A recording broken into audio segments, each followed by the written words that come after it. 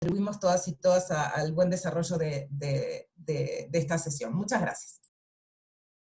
Muchas gracias, Paula. Muchas gracias, ILC, por la invitación. Voy a intentar ser lo más breve posible y para empezar les pido disculpas por mi español, que no soy hispanohablante, como pueden percibir, pero voy a hacer lo mejor que puedo. Entonces, mi presentación, lo que voy a intentar hacer aquí es presentarles los principales hallazgos del informe anual que presenta Global Witness todos los años sobre la situación de las personas defensoras de la tierra y del medio ambiente, con un enfoque en esta presentación en los datos que tenemos sobre Latinoamérica. Para empezar, yo les enseño aquí una gráfica que tiene los números globales para que ustedes puedan ubicar a Latinoamérica en el contexto global. El año pasado, en el 2019, tuvimos 212 casos de defensores y defensoras asesinados que tenemos conocimientos, que registramos. Sabemos que ese número es mucho mayor. Y como ustedes pueden darse cuenta, de entre los 5 primeros países, 4 de ellos son de Latinoamérica. Entonces, eso ya nos da una idea de dónde está Latinoamérica en el contexto global. Y ahora, adentrando un poco a los datos, les voy a comentar sobre la situación en Latinoamérica. Más de 2/3 de los asesinatos que registramos ocurrieron en Latinoamérica. Y para contextualizar, Latinoamérica ha siempre sido el continente más afectado desde que empezamos a recolectar información sobre asesinatos en el 2012. En Latinoamérica tuvimos el año pasado tanto el país con el mayor número de asesinatos, número absoluto, mayor número de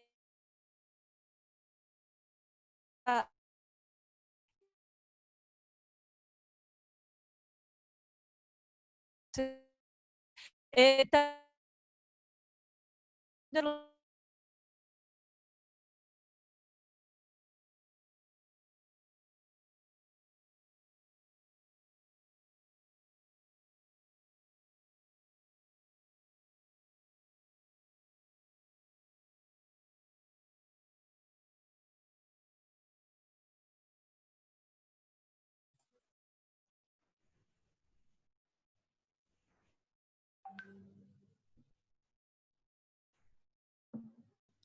¿Me escuchan?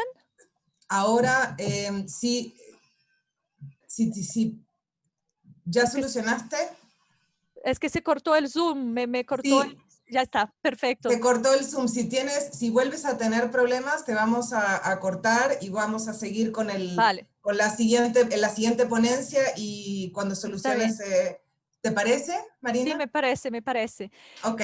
Entonces hablé sobre el caso de la Amazonía, que vemos muchos asesinatos en los países. En el caso del Brasil, 90% de los asesinatos ocurrieron en la región amazónica. Em, en términos de sectores, les puedo comentar que esto es una fotografía del año pasado.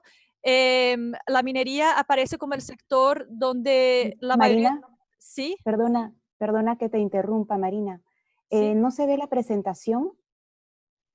Al Ay, momento perdón. que se te cayó la conexión, se cayó el PPT. Si puedes volver a compartir la pantalla, muchas gracias. Sí.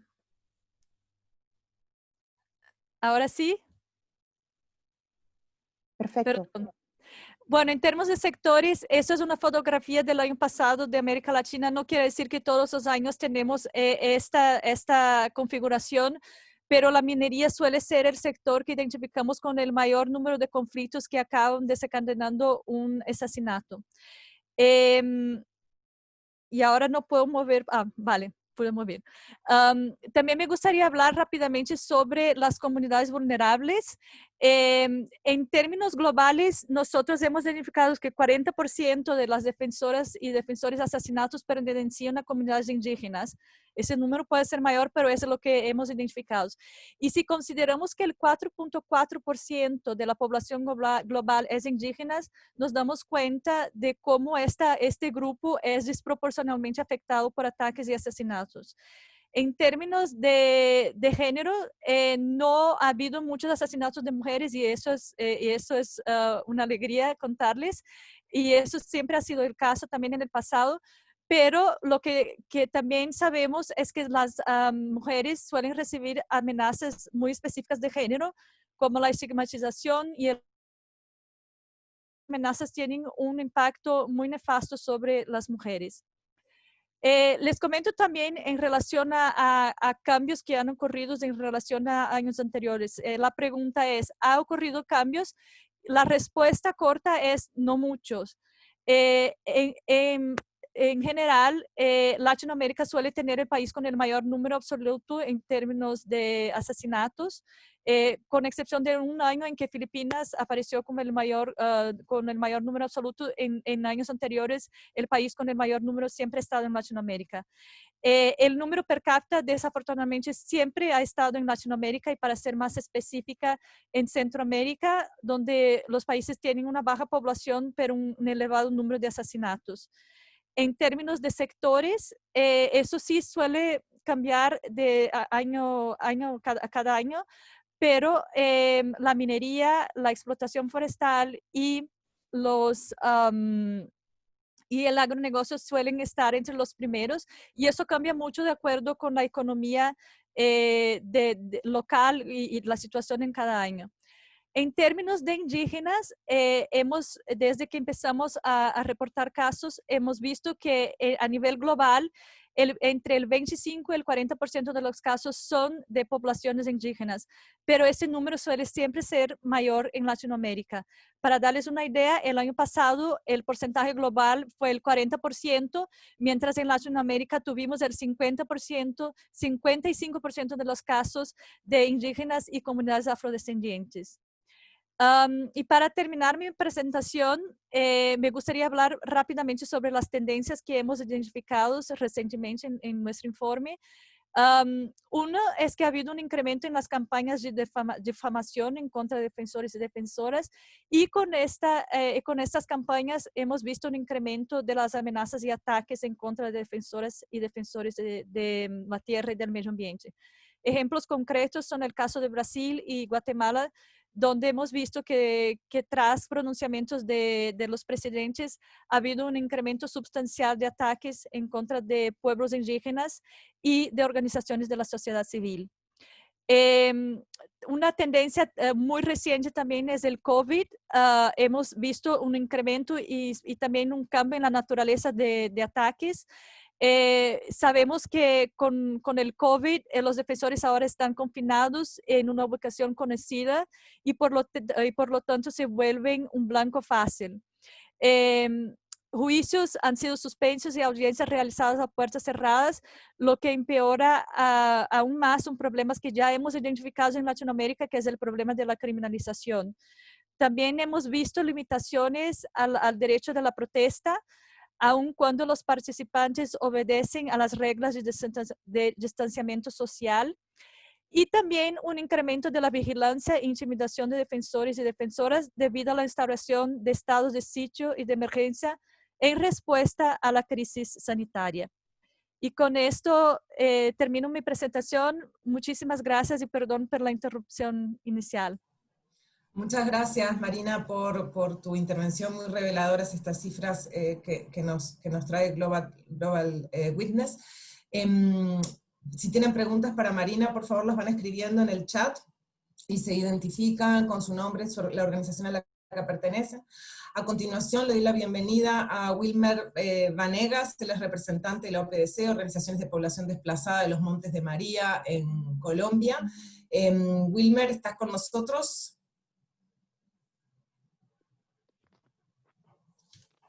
Hola. Hola Wilmer, Sí, buenos muy buenos días. días.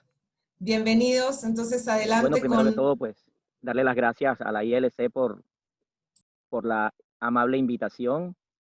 Y bueno, pues desde Colombia, desde los Montes de María, un cordial saludo a todos los participantes en el evento.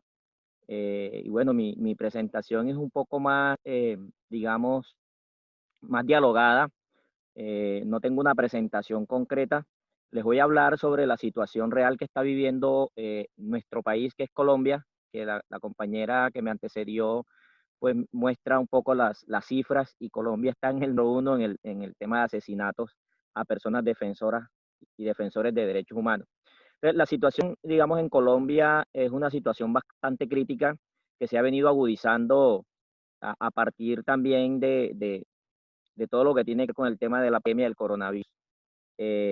Como bien lo decían, estamos en una situación en donde pues se está controlando mucho más, eh, digamos, el actuar de las organizaciones campesinas, indígenas y afrodescendientes, pero esta situación está, pues nosotros no entendemos cómo se controla el accionar de las organizaciones, pero se deja sin control el accionar de los grupos armados que han venido ocasionando múltiples asesinatos y generando todo tipo de situaciones en contra de líderes y lideresas de un país, y más que todo una región como Montes de María.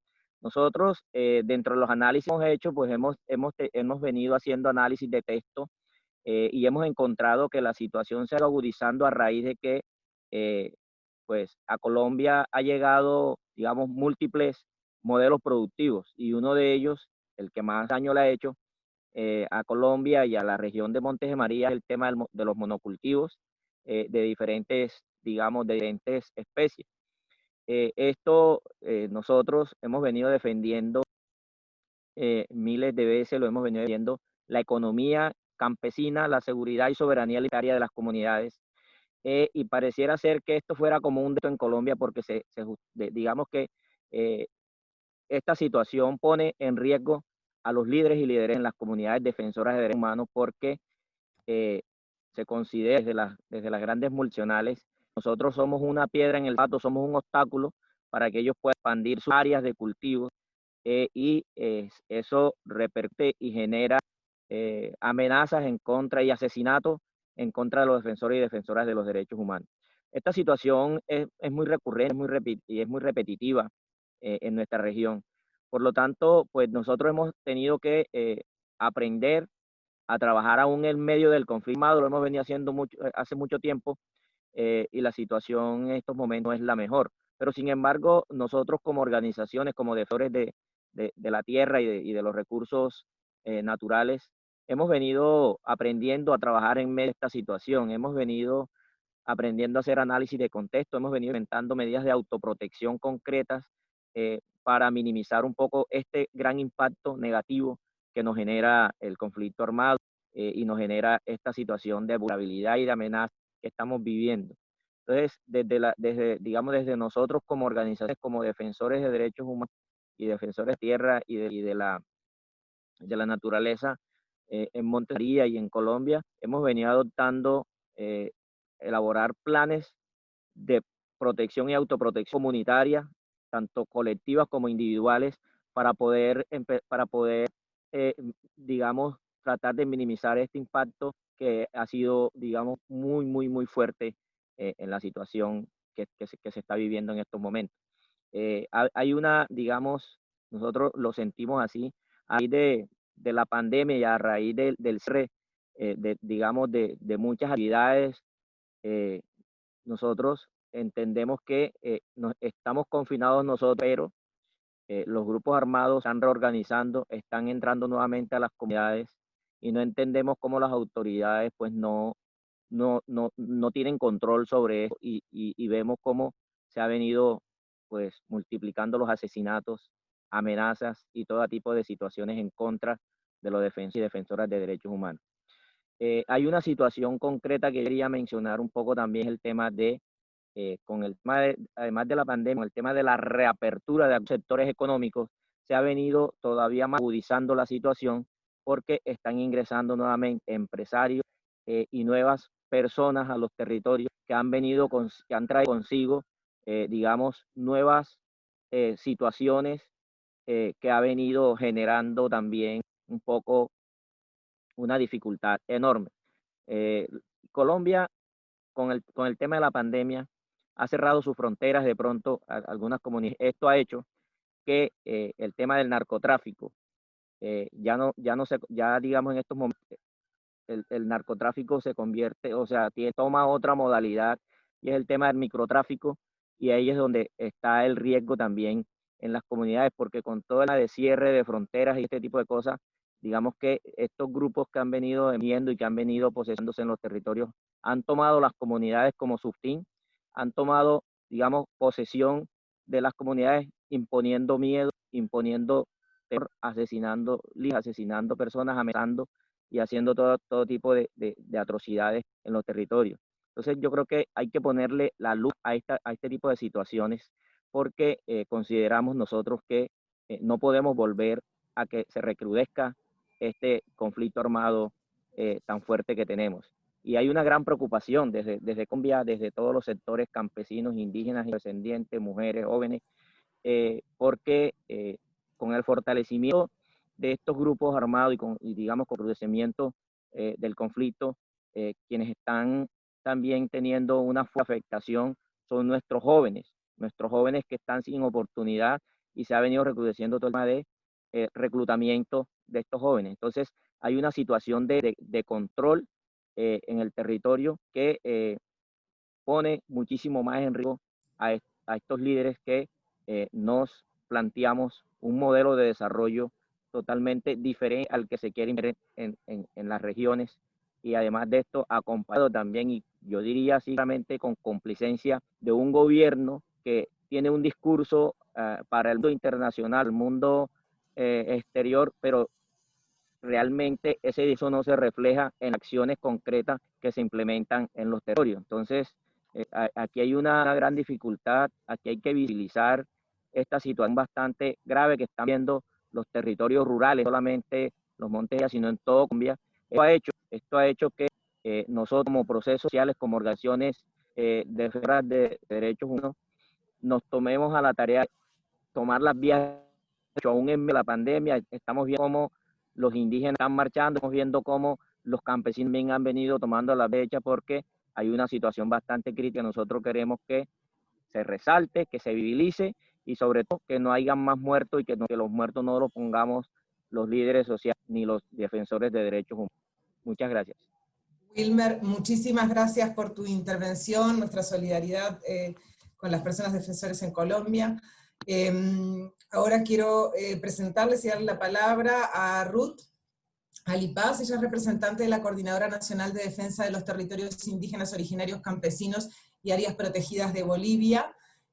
Ruth va a introducir el tema de mujeres defensoras y extractivismo en el contexto actual. Ruth, tienes la palabra, muchas gracias.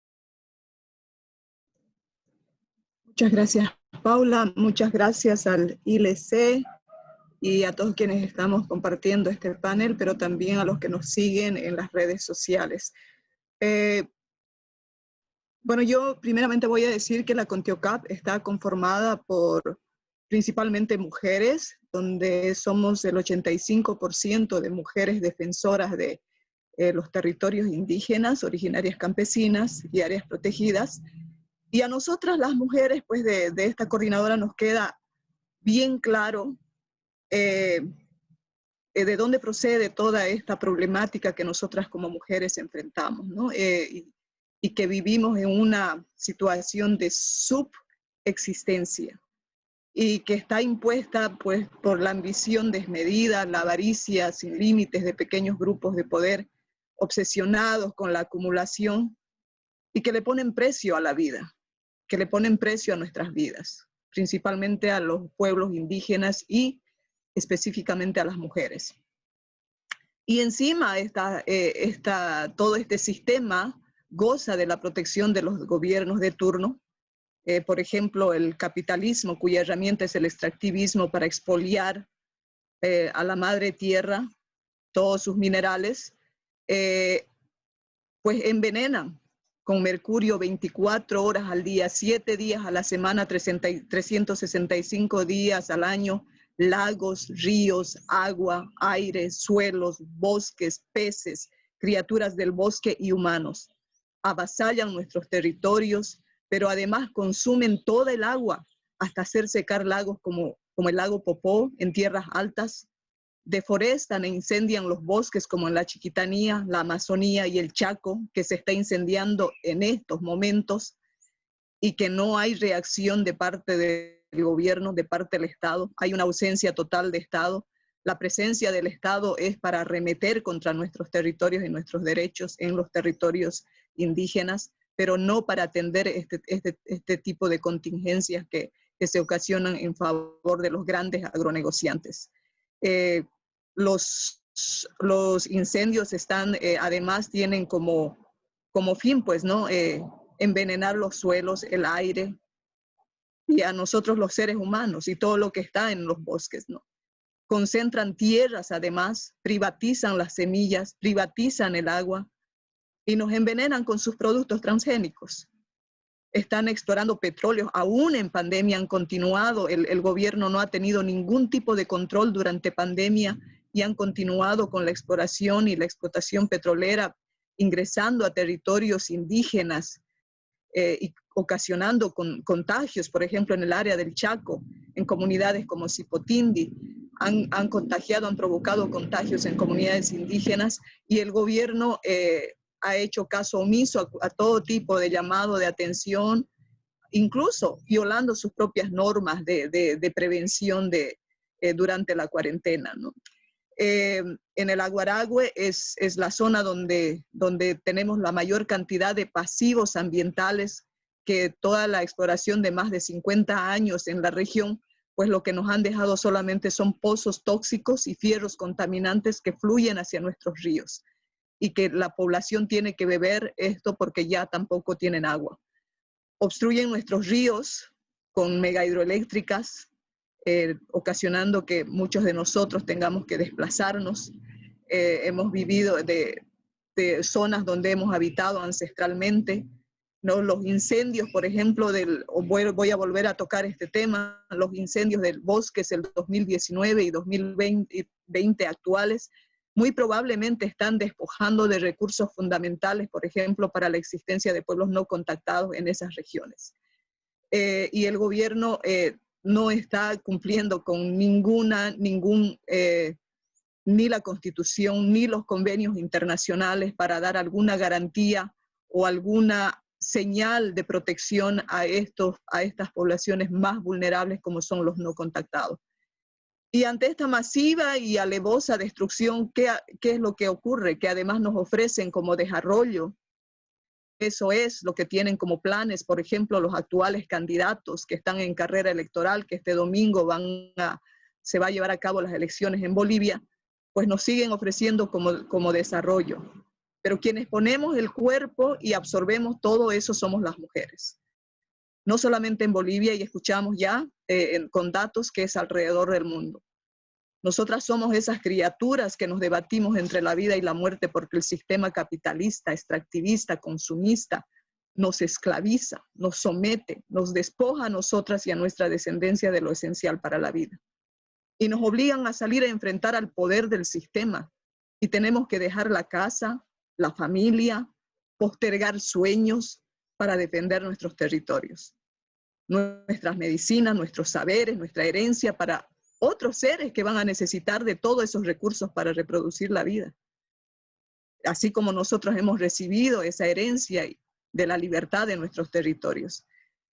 Estas luchas precarizan nuestras economías domésticas, nuestra vida, nuestra independencia, nos empobrecen, porque defender la vida te quita la vida propia. Además de exponernos al acoso, a la descalificación, al descrédito, a la criminalización y hasta la muerte. Ahora mismo esta situación se ha agudizado por la pandemia, porque muchos, es decir, prácticamente el 100% de las comunidades indígenas nos hemos aislado en nuestras comunidades, y los primeros derechos que se han vulnerado y se han violado ha sido el derecho al libre tránsito, a tener una actividad económica, por suerte de tener alimentaria, pero muchos han resumido más rápidamente los productos y se han iniciado otro tipo de actividades también.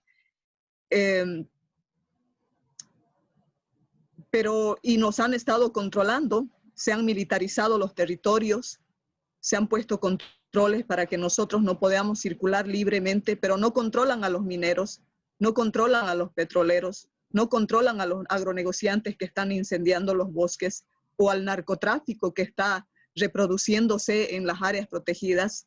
Esas son las actividades que el gobierno no controla, pero a nosotros sí. Incluso nos quieren hacer pagar cada vez que salimos o partimos con nuestros pequeños botes hacia nuestras comunidades, a las comunidades que habitamos sobre las riberas del río. Esta situación se va a profundizar y se va a radicalizar, porque hay el perfecto justificativo de la reactivación económica y ya el próximo gobierno o cualquiera que sea el partido, pues están ya con esos planes, ¿no? De incentivar mayormente el agronegocio y todo el extractivismo en Bolivia. Actualmente nos sentimos también las defensoras y defensores, particularmente las mujeres que hemos enfrentado al poder durante el anterior gobierno, nos sentimos amenazadas ante la posibilidad de retorno del partido del MAS al gobierno, quienes amenazan con desatar violencia en el país en caso de perder las elecciones aún en segunda vuelta. Pedimos a los organismos internacionales de derechos humanos.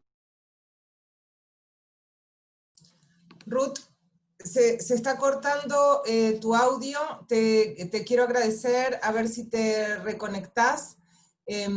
Si hay preguntas para Wilmer o para Ruth, por favor, recuerden anotar en el chat, escribirlas en el chat.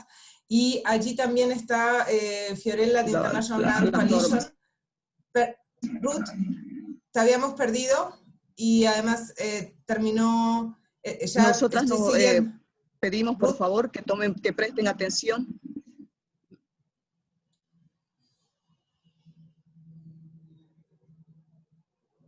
Ok, seguimos con el programa entonces. Les decía que Fiorella de International Land Coalition les puso ahí el link donde pueden encontrar las presentaciones que estaban solicitando, ¿no? Y preguntas, por favor, al chat. Quiero agradecer a Ruth, que la perdimos al final de su presentación, pero bien relevante la perspectiva que nos trae sobre el impacto específico en las mujeres. El COVID-19 ha puesto en evidencia la inseguridad de las personas defensoras ambientales al exacerbar el aislamiento de las comunidades, lo cual limita la posibilidad de defensa de su territorio. A lo anterior se suma el posicionamiento en la región de una idea de que la crisis económica que estamos transitando solo se puede superar mediante el fortalecimiento de las industrias extractivas. Ante esta situación se hace necesario visibilizar aún más las luchas y resistencias de las y los defensores del medio ambiente, protectores de los derechos humanos que hoy se encuentran en la primera línea de defensa de los territorios que sufren múltiples amenazas. En el siguiente video, realizado en articulación entre diferentes iniciativas de la International Land Coalition, compartimos las voces de mujeres defensoras del medio ambiente de 8 países de América Latina que continúan resistiendo y promoviendo el acceso a la justicia ambiental en sus territorios.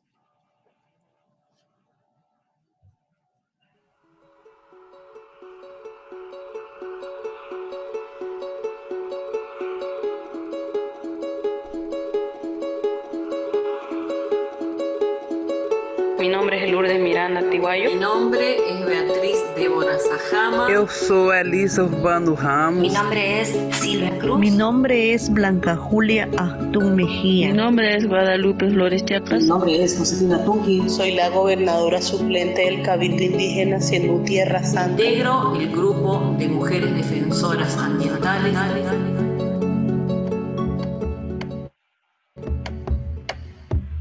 El extractivismo en nuestras tierras produce daños ambientales irreversibles. Me involucré en el movimiento para defender derechos humanos y de la madre tierra desde hace 14 años hasta la fecha de hoy. Acá nos encontramos amenazados por proyectos mineros que se practicarían a cielo abierto. Venimos luchando contra una empresa minera irresponsable que contamina ríos y las instituciones del Estado que permiten este daño ambiental. El peligro de morir por una catástrofe o por la contaminación ambiental es un hecho. Desafortunadamente he tenido que ver también muchas madres llorando a sus hijos porque salen con enfermedades de pulmonías respiratorias. Me ha tocado ver cómo han ido poco a poco dañando los ríos, cómo han matado peces, cómo han dañado el aire, Toda esta megaproducción contamina nuestro barrio. Muertes por leucemia, cáncer de intestino. Quero denunciar as violações de direito, primeiro contra o meu povo pancararu, com várias lideranças ameaçadas, inclusive mulheres, pela luta do território. Está en una defensa sobre el tema de los pasivos ambientales que dejan las petroleras y que tienen todo el permiso del gobierno para actuar y no dejar nada a la gente de la comunidad, alterándole así su medio de vida, su medio social, su medio ambiental, ¿no? Entonces, y no tienen justicia. En este mismo momento nos disgusta lo que están haciendo las empresas. Una mina de carbón está explotando sin todavía tener licitaciones de Ministerio de Minas. Cuando vayan a sacar ese carbón, la primera comunidad afectada va a ser la de nosotros, principalmente por el daño de las vías, el medio ambiente.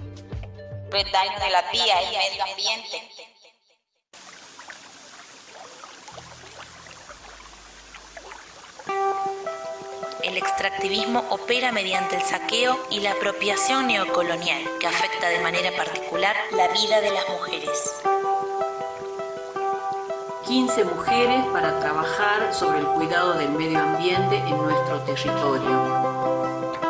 Hemos involucrado para defender derechos desde los pueblos, desde los territorios, hacia ese saqueo que el Estado y empresas transnacionales hacen en el país.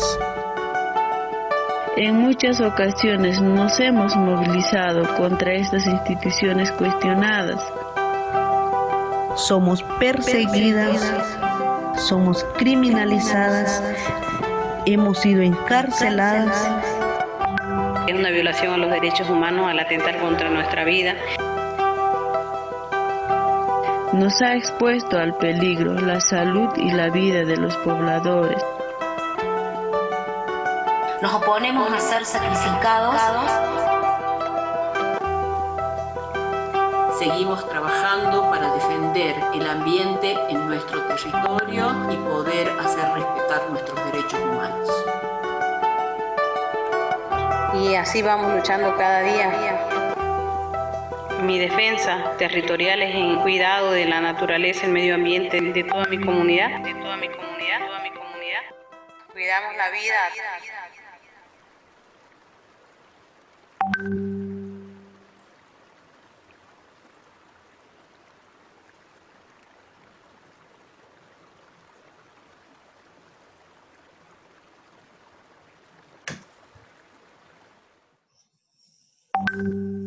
Muchas gracias por este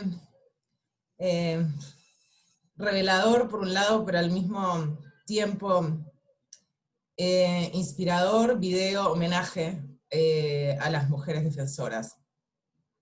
Vamos entonces a continuar con nuestro segundo bloque del día de hoy, que tiene que ver con las estrategias de protección y autoprotección. Y rápidamente le doy la palabra a Eva Herzog, que es responsable de monitoreo de la tierra y base de datos de la Secretaría de la International Coalition, que nos hablará sobre la generación de datos como estrategia para la protección de las personas defensoras. Eva, tienes la palabra, gracias. Muchas gracias, Paula. Voy a compartir mi pantalla. Ustedes me dicen si no lo ven.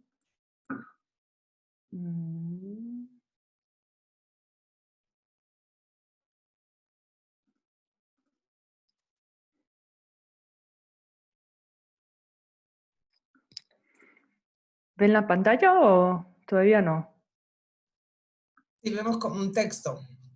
No, no sería eso. Perdón, les voy a compartir la pantalla justa. Ahora, ¿ven la presentación? Creo que se está cargando. Ahí sí. Perfecto. Ya, gracias, muchas gracias, Paula. Buenos días a todos y todas. Mucho gusto a tantos y es un placer estar aquí, ¿no? Y hacer parte de este evento. Mi nombre es Eva Hershaw, como dijo Paula, y trabajo con la ILC desde Italia en cuestiones de monitoreo de la tierra en los datos y más que todo en un proyecto, una iniciativa de monitoreo que se llama Landex, que muchos de ustedes ya conocen. Pero hoy estoy hablando no solamente como la ILC, pero también como miembro del grupo de trabajo de datos. Voy a pasar aquí. Que es un grupo de organizaciones que pertenece a la Didi Coalition, que sería en español la Coalición para la Defensa de las Personas Defensores. Y nosotros somos un grupo, como pueden ver, de alrededor de 15 organizaciones que trabajan en la recopilación, sistematización y difusión de información sobre la violencia que sufren las personas, comunidades y organizaciones defensoras. Estos grupos que forman parte, estas organizaciones, han reconocido de alguna manera el papel, la oportunidad importante que pueden jugar los datos como una herramienta de nuestro trabajo individual, pero también colectivo para informar y fortalecer los procesos hacia mejores protecciones y políticas para estos defensores. Nosotros llegamos a a este grupo con una pregunta, ¿no? ¿Cómo podemos hacer vincular las varias iniciativas que ya se están llevando a cabo a varios puntos distintos del mundo? ¿Cómo podemos que el trabajo histórico del Banco de Datos de CINEP, por ejemplo en Colombia, vincula con las campañas internacionales poderosas de organizaciones internacionales como el Global Witness, tal como mencionó Marina? ¿Cómo hacemos que se avicinan estas iniciativas y usarlas para tener una incidencia más coordinada a nivel global? Y dado que estamos hablando de datos, vamos a empezar con unos datos significativos. Entre 2002 y 2018, como mencionó Marina, fueron asesinados 1.734 personas en 53 países por defender a su tierra y al medio ambiente, y como sabemos, la mayoría de estos casos están en América Latina. El año pasado, en todos los casos donde había información, 85% de los defensores de derechos humanos asesinados habían ya sido amenazados. Hasta la fecha, el Environmental Justice Atlas cuenta con casi 3.000 casos, conflictos sociales sobre cuestiones ambientales abiertas. Y mientras los números subrayan la urgencia y la naturaleza ya histórica del asunto, también subraya la importancia de monitorear los casos de los ataques, de las amenazas, del acoso que sufren los defensores, no solamente los asesinados. Y subraya además que para tener una idea más comprensiva de la realidad de los defensores y de la violencia que está detrás, que los factores que está detrás de esta violencia, no podemos contar con un solo base de datos. Con esto en mente, el grupo estableció 3 objetivos generales. Uno que ya mencioné era generar datos mundiales más sólidos que reflejan las iniciativas locales y que pueden formar una base para una promoción coordinada de objetivos conjuntos a nivel nacional.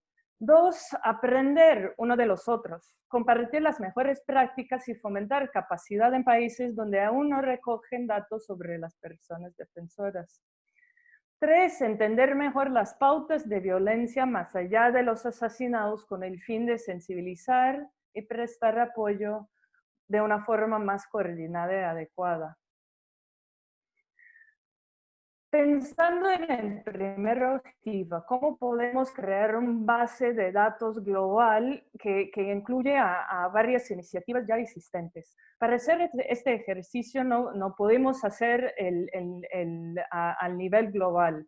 Pues con la coalición, y aquí estoy hablando de la coalición más amplia, escogimos a 4 países pilotos, que fueron México, Colombia, Kenia y las Filipinas, donde tuvimos o socios o miembros ya importantes trabajando en este tema, y la ILC de América Latina decidió desde hace poco de agregar también a Guatemala, dada la situación importante ahí. Aquí tenemos varias organizaciones que están liderando ese proceso. Primero, haciendo un mapeo de cuáles son las bases de datos, cuáles son los datos, la información existente en estos 5 países que nos pueden brindar una perspectiva sobre la situación de los defensores en este país. Pues lo que buscamos hacer es reencontrar lo común entre iniciativas diversas, ¿no? Pues hicimos con una organización mexicana, Técnicas Rudas, un diagnóstico de 17 organizaciones que recopilan información sobre las personas defensoras. Y aquí el diagnóstico cubrió 7 organizaciones locales, 4 organizaciones regionales y 6 organizaciones globales. Y los temas cubiertos, algunos de los más importantes, fue un diagnóstico de varias páginas. El alcance del trabajo que se está realizando, los objetivos de este trabajo, las definiciones usadas, si es que tienen definiciones, el tipo de datos recopilados, las fuentes de los datos y cómo verifican los casos que llegan, la unidad de análisis que emplean y los campos incluidos en su recopilación. Y aquí, como pueden imaginar, hay una diversidad importante, ¿no? Necesaria. Cuando estamos hablando de iniciativas que son construidas en un contexto geográfico, histórico muy específico, vamos a tener campos, información específica a esa situación. Pues les voy a hablar de unos hallazgos preliminares, ¿no? Para contarles lo que venimos viendo en este diagnóstico. En todos los gráficos que voy a mostrar, la parte arriba representa los que vienen de América Latina, ya que son 6 organizaciones que sean locales y regionales. Pues, ¿qué tipo de datos son recopilados por estas organizaciones? Vemos que aquí los asesinados son los más comunes. Esto aquí, que son las amenazas, no debe ser amenazas, perdón, aquí en la segunda categoría. 3 ataques físicos, 4 ataques digitales, que vemos que solo hay una organización que recopilan estos datos: espionaje y vigilancia, censura y criminalización. Métodos de verificación usados por cada organización. Y aquí, de nuevo, vemos una importante convergencia, digamos, en las organizaciones en gris, de las organizaciones de América Latina, que dependen mucho de las fuentes locales y la verificación directa con los defensores y las defensoras. Pues cuando estamos creando un base de datos integrado, estos son cosas que tenemos que ver juntos, ¿no? Dos o más fuentes públicas para verificar un caso es más fácil para un caso de un asesinado. No, es muy difícil que vas a ver 2 fuentes públicas para un caso de amenaza digital, por ejemplo, un ataque digital. Pues algunos de estos corresponden mucho a los objetivos de cada organización y cómo están usando los datos. Aquí los campos demográficos incluidos en la recopilación de datos. Aquí vemos que una categoría específica preguntando si era un caso relacionado a una persona o organización indígena es muy común. Raza o etnia menos común. Género fue más común que sexo. Y solo hay 6 organizaciones de los 17 que recopilan datos sobre la edad. Hallazgos preliminares sobre los campos relacionados a sectores e industrias. Aquí vemos que de los 17 organizaciones incluidos en el diagnóstico, que la mayor parte, ya creo que eran 9, sí incluyen un campo sobre un sector o una industria, menos sobre si fuera involucrado una empresa o si es parte de un proyecto. Los próximos pasos, y ya voy cerrando, nosotros después de este diagnóstico lo que estamos haciendo es identificando los puntos de convergencia, ¿no? Primero a nivel nacional y después al nivel multipaís y eventualmente al nivel global.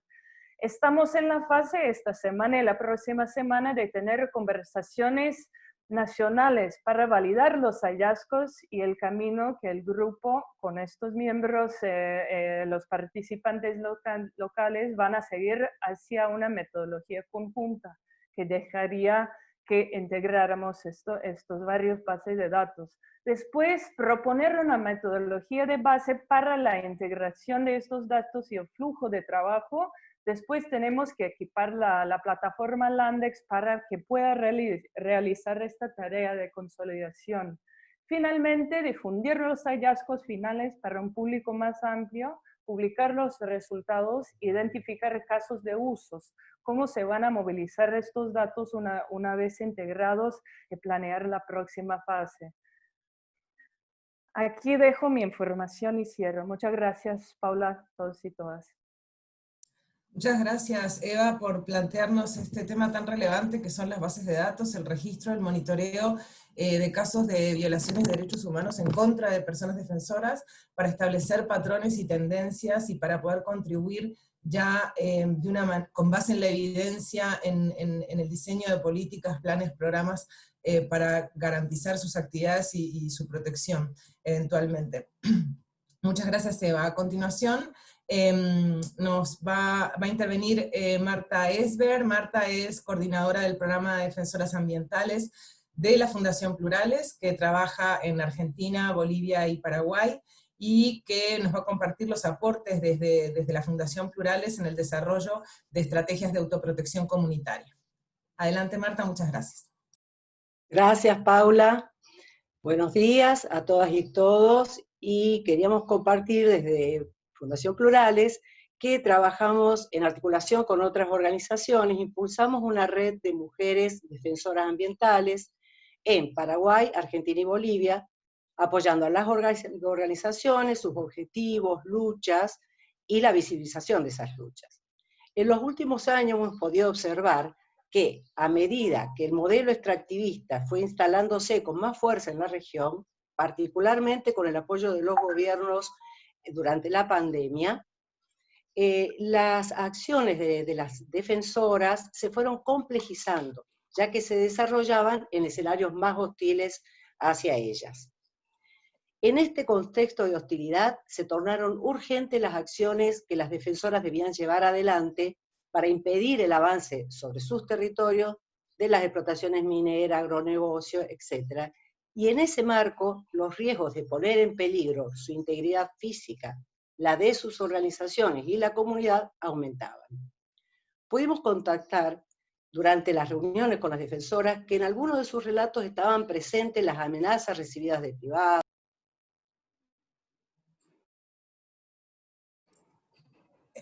Marta, tu micrófono. Marta. Sí, pero no, mi micrófono está bien. Sí, pero estaba cerrado y te dejamos de escuchar. Claro, que me silencié. Bueno, ahora sigo. ¿Se escucha? Ahora. Bien, perfecto. Adelante. Bien. Entonces, decíamos que las defensoras ponían sobre la mesa todas estas amenazas que recibían, como también, no solo de las empresas, sino también la violencia institucional, abuso e intimidación. Pero aún con estos antecedentes, no podían reconocer esta situación de inseguridad, lo cual significa un doble peligro. al accionar sin los cuidados necesarios y el pensamiento que quizás esos cuidados limitarían la fuerza de sus luchas.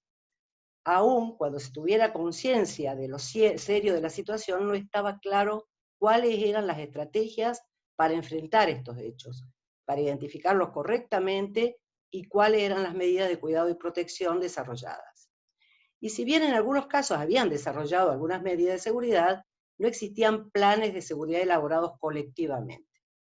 Ante esta situación, y junto con las mujeres campesinas e indígenas de los 3 países, asumimos la necesidad de abordar el tema seguridad y protección de manera urgente, en algunos casos de forma preventiva y en otros de aplicación inmediata.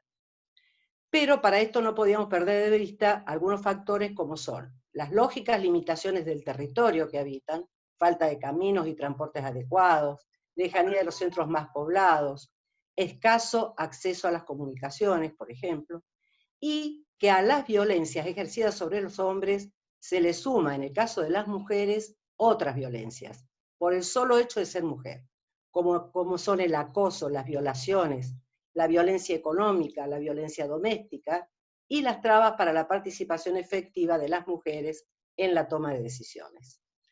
Todo lo anterior en un marco sumamente complejo a raíz de los efectos del extractivismo en la sociedad en general y en las organizaciones en particular. Se rompen las redes sociales, se debilitan o desaparecen los procesos colectivos y organizativos, surgen dentro de las propias comunidades intereses individuales y se instala un estado de terror y del miedo en las comunidades buscando el control sobre las mismas. Es importante prestar particular atención a esto de los intereses individuales dentro de las comunidades. Es frecuente ver que, si bien son las mujeres, defienden fuertemente el territorio, en muchos casos, los líderes varones tienden a acordar con las empresas por supuestos beneficios, como por ejemplo, van a tener trabajo, vamos a instalar una escuela, van a tener acceso a movilidad. Y es aquí donde se pone en juego el persistente patriarcado de nuestra región, y las defensoras deben enfrentar al mismo como parte de la defensa de sus territorios, un riesgo más.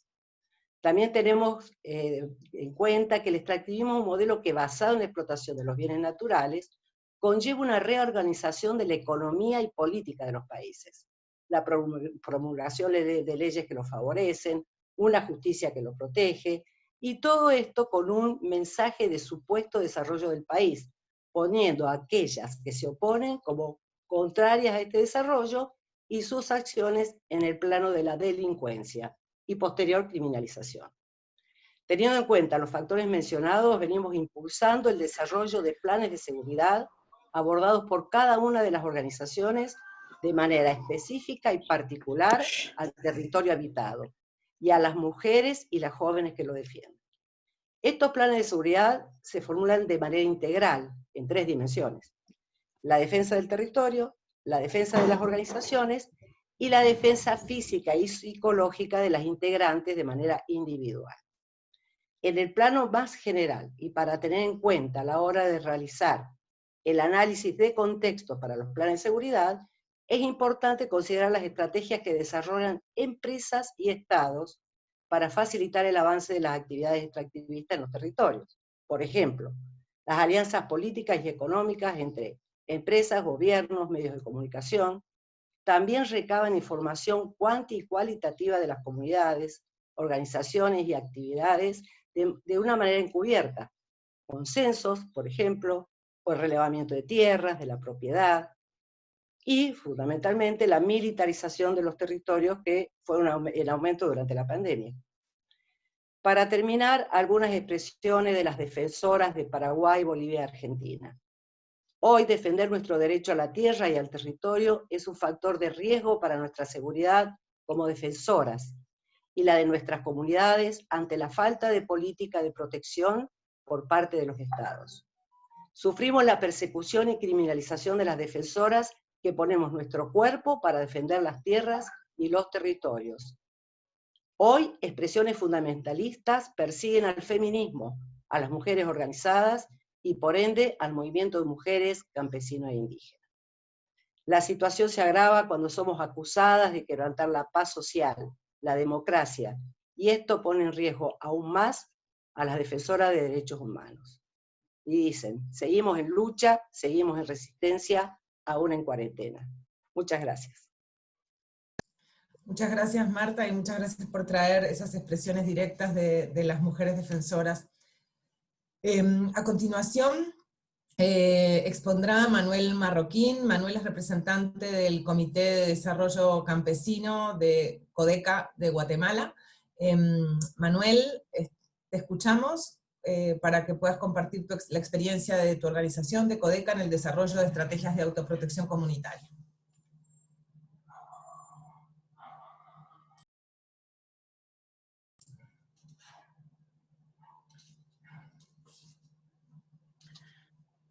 Buenos días, ¿me escuchan? Te escuchamos bien, Manuel. Bueno, vamos a compartir las experiencias que hemos vivido en Codeca, en las comunidades donde tenemos presencia en todo el país de Guatemala. Guatemala está formado por 22 departamentos, donde Codeca tiene presencia en más de 1.200 comunidades y en más de 115 municipios en los 19 departamentos donde estamos.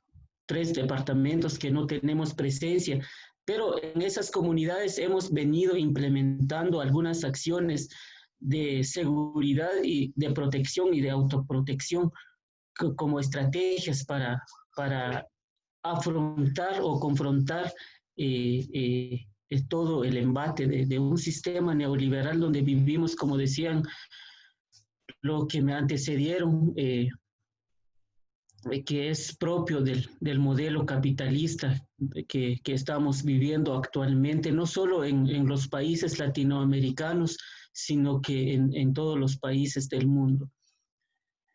Una primera estrategia que nosotros hemos implementado a raíz de que, bueno, o tal vez antes de continuar con la primera estrategia es Codeca, de acuerdo al informe que vimos hace ratos, Codeca, solo como Codeca hemos sufrido más de 20 asesinatos en los últimos 18 meses, sin incluir a los asesinatos que han sufrido otras organizaciones hermanas de aquí de Guatemala. Codeca hemos implementado la estrategia de organización comunitaria, porque sabemos también que los partidos políticos, las autoridades municipales, incluso las autoridades legalmente en las comunidades que nosotros los llamamos aquí en Guatemala, los COCODES, también ellos son cooptados y ellos han sido instrumentos de persecución, de estigmatización a los compañeros y a las compañeras defensoras en las comunidades. Por eso la primera estrategia que hemos implementado es la organización quizá no toda la gente de las comunidades o de la comunidad, pero hemos implementado estrategias de organización en las comunidades. Eso es la primera estrategia. ¿En qué consiste eso? Pues empezar ahí sí que se escuche tal vez un poco feo eso, de un listado que manejamos, quiénes son realmente los que estamos organizados como defensoras y defensores de derechos en la comunidad y quiénes no, incluyendo eso a mujeres, jóvenes, hombres e incluso niños que se han ido sumando en estos procesos. Eso es la estrategia número 1. La estrategia número 2 está la articulación. ¿En qué consiste la articulación? Pues eso también lo hemos venido manejando con hermanas de otras organizaciones, ya comunitarias, organizaciones a nivel regional, que hemos implementado para poder autoprotegernos, porque ya con los COCODES cooptados por las autoridades municipales, que también autoridades municipales cooptados por el Estado racista, en ese caso el Estado guatemalteco, los compañeros y las compañeras tenemos que ver cómo defendernos de las amenazas. Tenemos que defendernos a posible persecución por parte de esas organizaciones que estoy diciendo, y también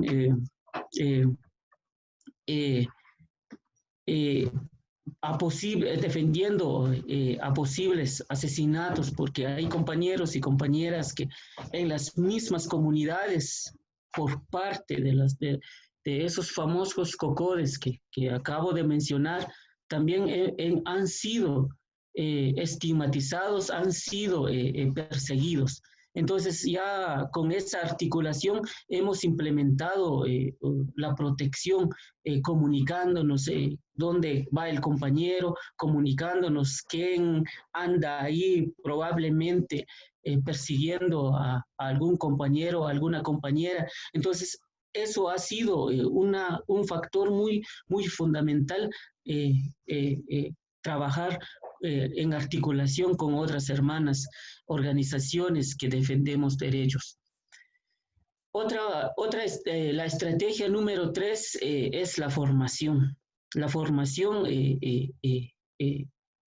ha sido un elemento muy fundamental en nuestra organización, porque muchos compañeros y compañeras que defendemos derechos, lamentablemente, el sistema educativo aquí en Guatemala está cooptado por el Estado y enseña un individualismo ya exagerado. Entonces, los abogados son poquitos los que defienden derechos aquí en Guatemala. Entonces, las compañeros y los compañeros tienen que asumir ese compromiso tienen que asumir ese compromiso de autodefinirse como defensores de derechos humanos, como está en los convenios internacionales, que no es necesario uno tener un título de abogado para poder defender derechos, sino que los compañeros se han venido formando desde esa perspectiva de saber cuáles son sus derechos, en qué se amparan para poder decir, bueno, yo soy defensora, yo soy defensor, entonces, pero ¿en qué se ampara? Entonces, en el reglamento internacional lo establece. Entonces, eso es una de las estrategias en formación. También, como Manuel, decía, disculpa ¿sí? que te interrumpa, te queda medio minuto, si puedes ir redondeando. Gracias. Entonces, eso ha sido la articulación. También el autofinanciamiento también ha sido un factor muy elemental en nuestra organización, porque para impulsar todo el proceso que estamos llevando, también necesito de algunas cuestiones en cuestión del autofinanciamiento. Finalizo con la comunicación. La comunicación ha sido un elemento muy fundamental para poder contrarrestar lo que los medios corporativos en contubernio con los gobiernos han dicho, han estigmatizado a las organizaciones que defendemos derechos. Entonces, gracias por escucharme. Perdón, muchas gracias, Manuel, por compartir con nosotros las iniciativas de autoprotección con base primero en la autodefinición, autorreconocimiento como personas defensoras y la relevancia que tiene la formación y el fortalecimiento de las redes comunitarias como un primer círculo para la autoprotección. Muchas gracias, Manuel. Y a continuación tiene la palabra el comisionado Joel Hernández, él es comisionado de la Comisión Interamericana de Derechos Humanos y además es relator sobre defensoras y defensores de derechos humanos y operadores de justicia. Un gusto saludarlo, comisionado. Tiene la palabra. Muchas gracias, Paula. Muchas gracias a International Land Coalition por esta invitación. Reciban nuestras felicitaciones por este espléndido evento que están ustedes realizando estos días. Un saludo muy afectuoso a panelistas que me acompañan. Creo que aquí el tema que nos une, defender la tierra, defender el medio ambiente, se traduce en el derecho a defender derechos del medio ambiente. Es el tema central que nos está uniendo. Ustedes como defensoras y defensores hacen un trabajo por la defensa de su tierra, de sus comunidades, del medio ambiente. La Comisión Interamericana de Derechos Humanos entiende su obligación de defenderlos a ustedes como defensores de derechos humanos y que puedan ejercer también este derecho humano fundamental, que es el derecho a defender derechos. Permítanme hacer algunas reflexiones sobre el rol de la Comisión en la protección de las y los defensores de la tierra y el medio ambiente. En el sistema interamericano, integrado por la Comisión y la Corte Interamericana de Derechos Humanos, se ha reconocido la relación innegable que existe entre la protección del medio ambiente y los derechos humanos consagrados en la Convención Americana de Derechos Humanos. La Comisión ha señalado que en varios derechos requieren como precondición necesaria la existencia de un ambiente sano. Podemos decir entonces que los derechos ambientales son una extensión de los derechos humanos fundamentales. Por ello, cuando se protege y garantiza un medio ambiente sano, se protegen también otros derechos fundamentales. En ese sentido, el derecho a defender derechos no se refiere únicamente a defender derechos civiles y políticos, como podría ser, por ejemplo, el derecho a la protesta social, sino además incluye necesariamente la defensa de los derechos económicos, sociales, culturales y ambientales. Las afectaciones al medio ambiente, los efectos del cambio climático que está sufriendo ya toda la humanidad y la proliferación de megaproyectos han tenido un impacto directo en el disfrute de los derechos humanos en la región. Ante esto, las personas defensoras del medio ambiente, que en muchas ocasiones son integrantes de las comunidades afectadas, han tenido un rol esencial para proteger y procurar el equilibrio entre la protección ambiental y el desarrollo de los países de la región. Esto, en pocas palabras, es el contenido del llamado desarrollo sustentable. El desarrollo de los países, pero en plena armonía con el medio ambiente. A través de sus actividades de defensa del medio ambiente, defensoras y defensores han luchado por proteger la vida e integridad personal de quienes se pueden ver afectados por los efectos adversos de la contaminación, la degradación del ambiente y la extracción desmedida de los recursos naturales. El reconocimiento de este trabajo y su relación con los derechos humanos cobra mayor vigencia en aquellos países de nuestra región en donde se observa un incremento de amenazas, violencia y asesinatos contra personas defensoras del medio ambiente en razón del trabajo que realizan. Las Américas representan una de las regiones más peligrosas para defender los derechos humanos, en particular para defender el medio ambiente, el territorio y los recursos naturales. Ya Global Witness nos dio una información muy importante, muy evidente de los riesgos que existen en países como Colombia, Brasil, Guatemala, Honduras, México y Perú, en donde los colectivos de estos países sufren un alto número de casos de violencia, de criminalización o de estigmatización como resultado de su resistencia ante proyectos hidroeléctricos, mineros o agrarios. Para darles un ejemplo, En el mes de septiembre, la comisión conoció del asesinato de José Antonio Teruel, defensor ambiental de Honduras, de Oscar Eryaud Adams, líder Cumiay y defensor del agua y territorio en México, y de Roberto Pacheco Villanueva, defensor ambiental en Perú. En adición a los ataques contra la vida e integridad personal, quienes defienden el medio ambiente enfrentan otro tipo de obstáculos y riesgos, como por ejemplo la sujeción a procesos penales injustificados para inhibirlos de realizar su trabajo de defensa, a lo que se suman también actos de difamación y estigmatización. La comisión ha observado que el simple hecho de ser parte de un movimiento social o miembro de una organización de derechos humanos que trabaja por los derechos a la tierra, al territorio y al medio ambiente, es tomado como un indicador de responsabilidad penal.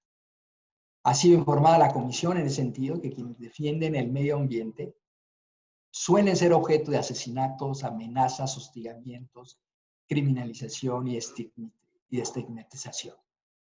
En ocasiones, los defensoras de derechos del medio ambiente han sido etiquetados como enemigos del Estado, antigubernamentales o personas contra el desarrollo. Ahora bien, ¿cómo protege la comisión a las personas defensoras del derecho? Las personas defensoras del medio ambiente. Como he hecho referencia anteriormente, las personas defensoras de derechos humanos enfrentan diferentes obstáculos y riesgos derivados de su labor de defensa.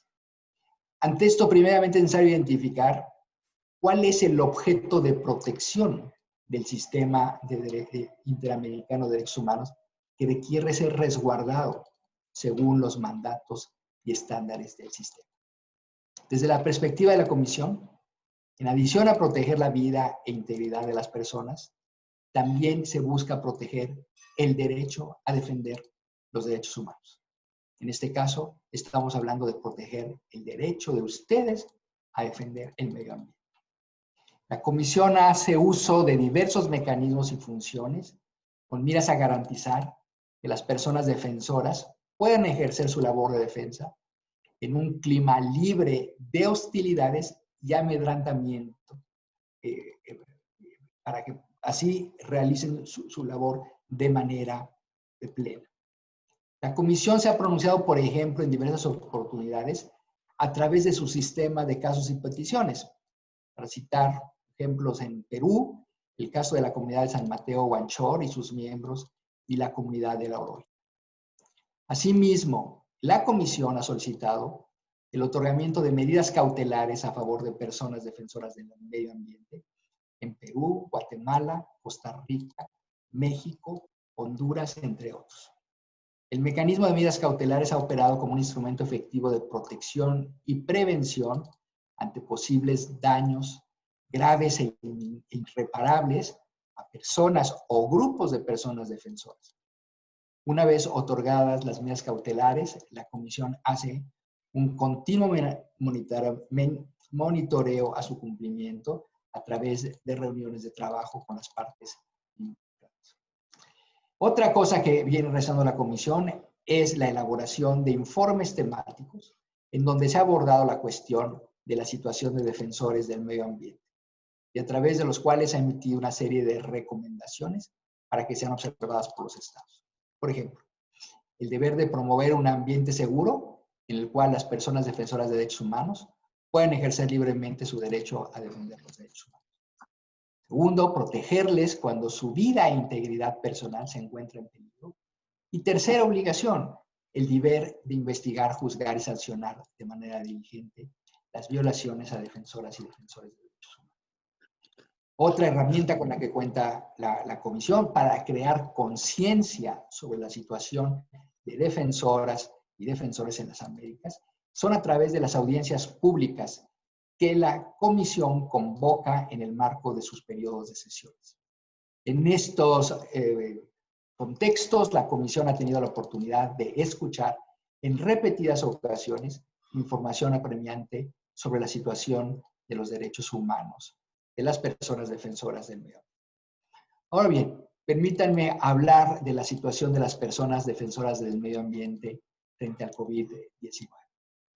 Desde la Relatoría para Defensoras y Defensores de Derechos Humanos y Operadores de Justicia, así como a través de su sala de situación COVID-19, la CIDH ha dado un seguimiento cercano a la situación de las personas defensoras de derechos humanos en el contexto de la pandemia. La Comisión ha observado que la pandemia ha impactado severamente el derecho a defender los derechos humanos. En nuestra resolución 01/20 sobre pandemia y derechos humanos, adoptada el 9 de abril pasado, la CIDH estableció que las personas defensoras de derechos humanos se encuentran dentro de los grupos que enfrentan una especial situación de riesgo en el contexto de la pandemia. Hemos observado con preocupación que las medidas de excepción adoptadas por algunos países estarían siendo aprovechadas por algunos actores para atentar contra el trabajo que realizan las personas defensoras de derechos humanos. Las restricciones de movilidad que existen como una medida sanitaria, en ocasiones representan un riesgo para los colectivos, pues estarían fácilmente ubicados por sus agresores y violentados incluso dentro de sus casas. Desde el inicio de la pandemia, la Comisión ha tenido conocimiento sobre el asesinato de personas de derechos humanos mientras cumplían con las medidas de distanciamiento. Y aquí quiero ser claro, no se trata de cuestionar las medidas de distanciamiento social. Esa es la recomendación principal en el marco de la pandemia, pero es importante que estas medidas de distanciamiento social no impidan la labor de las personas defensoras de derechos humanos y que estas a la vez no las pongan a las personas en una situación de mayor riesgo. Se ha tenido conocimiento en este contexto de pandemia de asesinatos de personas defensoras en países como Brasil, Colombia, Honduras, mientras se cumplían órdenes de confinamiento o cuarentena o aislamiento preventivo en sus viviendas. Para el caso de Perú, hemos recibido información sobre el asesinato del líder indígena Arbildo Meléndez Grandes el 12 de abril y del defensor Roberto Pacheco Villanueva el 11 de septiembre pasado. En nuestro comunicado de prensa 101/2020, la Comisión hizo un llamado a los estados para implementar protocolos que permitan a las personas defensoras realizar su labor, a la vez que se observan las medidas sanitarias correspondientes. Y esto es por el hecho de que las personas defensoras cumplen una función central durante la emergencia de salud pública, informando y monitoreando las acciones del Estado. Con esto voy cerrando. Simplemente quiero resaltar la importancia de hacer un debido reconocimiento al importante trabajo que realizan las personas defensoras de derechos humanos. Es indispensable que la protección global a defensoras y defensores se convierta en una cultura que reconozca pública e inequívocamente el papel fundamental que ejercen las personas defensoras de derechos humanos dentro de una democracia. Asimismo, reconocer que el ejercicio de la protección y promoción de los derechos humanos es una acción legítima que propende al fortalecimiento del Estado de Derecho y a la ampliación y garantías de todas las personas. Bajo el contexto actual de la pandemia, el reconocimiento a la importancia de esas actividades de defensa reviste una mayor relevancia. Con esto concluyo. Muchas gracias. Muchas gracias, comisionado Hernández, por su ponencia, por su exposición. Vamos a alterar el programa. Si usted, sabemos que tiene otro compromiso, pero si se puede quedar unos 10 minutitos, hay unas preguntas. 5, bueno, a ver, en un esfuerzo importante voy a leer. La primera es, ¿cómo ve la creación de un instrumento internacional vinculante de protección de los y las defensoras a nivel interamericano? ¿Cree que sea una herramienta que los estados vayan a aprobar y cumplir? La segunda es, a pesar de medidas cautelares de personas defensoras, las han asesinado. ¿Sigue considerando eficaz esta medida o es que se puede iniciar otro tipo de estrategia? El concepto de defensores de medio ambiente también incluye a quienes luchan por sus tierras y territorios, luchan por el simple derecho a vivir en paz en sus hogares, sus tierras. En su opinión, ¿cómo la crisis de COVID amenaza aún más la seguridad de estas personas y el derecho a vivir y permanecer en paz en sus tierras y territorios? Sí, la primera pregunta me parece muy relevante. Yo creo que sí sería un paso adelante si los estados asumen una voluntad política de elaborar un instrumento jurídicamente vinculante que establezca las bases para la protección de personas defensoras de derechos humanos. Desconozco si existe esta iniciativa. Requiere obviamente de un impulso a nivel de los organismos intergubernamentales para su realización. Pero me parece que eso le daría un sustento jurídico importante para que los estados asuman una mayor responsabilidad de protección a las personas defensoras de derechos humanos. Segundo, el tema de la eficiencia y eficacia de las medidas cautelares. Es una pregunta muy válida. Es una pregunta que en la comisión nos hacemos todos los días. Su respuesta está muy relacionada con la eficacia del derecho internacional en sí mismo. Pero sabemos bien que por las características propias del derecho internacional, los organismos internacionales deben de tener a su alcance mecanismos creativos para impulsar la voluntad del Estado a fin de dar cumplimiento a sus obligaciones internacionales. ¿Qué es lo que venimos haciendo en la comisión para darle eficacia a las medidas cautelares para lograr su cumplimiento? Hemos reforzado nuestros mecanismos de monitoreo, que consisten principalmente en convocar reuniones de trabajo en el seno de nuestros periodos de sesiones, pero también de manera paralela entre personas beneficiarias y las autoridades del Estado competentes, con el propósito de impulsar el cumplimiento y visibilizar una situación. A través de la visibilización de una situación en nuestras reuniones de trabajo o bien en nuestras audiencias temáticas, vamos creando una conciencia a nivel nacional sobre la situación que guardan las personas que se encuentran bajo la protección de una medida cautelar, pero también es una visibilización hacia el resto de la comunidad internacional y que esto debe necesariamente de generar un cambio. El COVID y personas defensoras de derechos humanos, esta ha sido una cuestión de preocupación transversal de la Comisión. Incluye desde luego a las personas defensoras del medio ambiente y a las personas que defienden su tierra.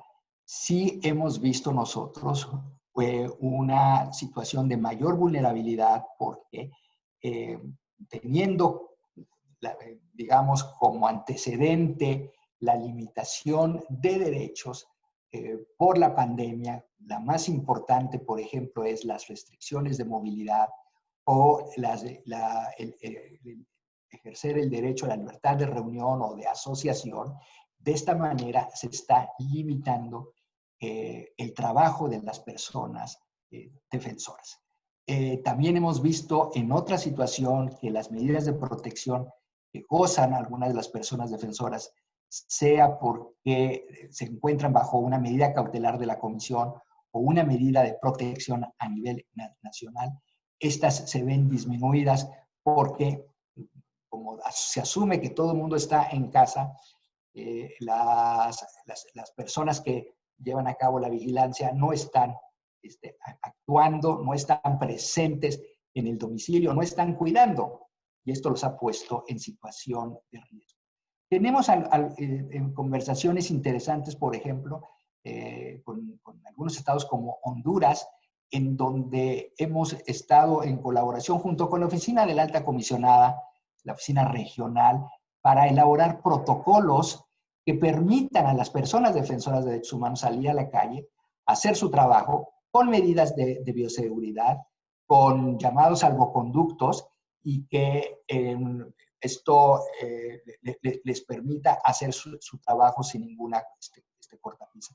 Yo creo que en tiempos de pandemia, la labor que realizan las personas defensoras de derechos humanos debe de ser considerada una labor esencial. No puede ser suprimida, sobre todo cuando observamos los riesgos en los que se encuentran poblaciones vulnerables y que requieren precisamente de eso, del trabajo que ustedes hacen. Con esto espero haber respondido a las preguntas, Paula. Sí, muchas gracias, comisionado. Le agradecemos su participación y la respuesta rápida y comprensiva y en el tiempo justo de las preguntas planteadas por los asistentes a esta actividad. Muchas gracias nuevamente, comisionado. A ustedes, muchas gracias.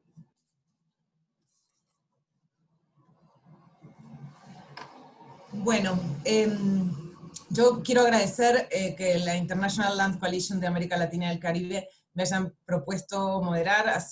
Está significando un desafío, pero al mismo tiempo una oportunidad para contribuir. Y bueno, desde la oficina regional, la que represento aquí, para América del Sur del Alto Comisionado de las Naciones Unidas, considera que el trabajo de las personas defensoras de los derechos humanos, de la tierra, el territorio y el medio ambiente resulta siempre fundamental, legítimo, y por ello promovemos su respeto, garantía y protección. Protección especialmente para las personas defensoras que en América Latina se constituyen de manera alarmante en víctimas de diversas formas de violencia. En este nuevo contexto de pandemia, se nos plantean nuevos desafíos para la defensa de los derechos humanos. Por un lado, los riesgos relacionados con el contagio. Por otro, las medidas adoptadas de manera general, como estados de excepción y consecuente restricción de algunos derechos.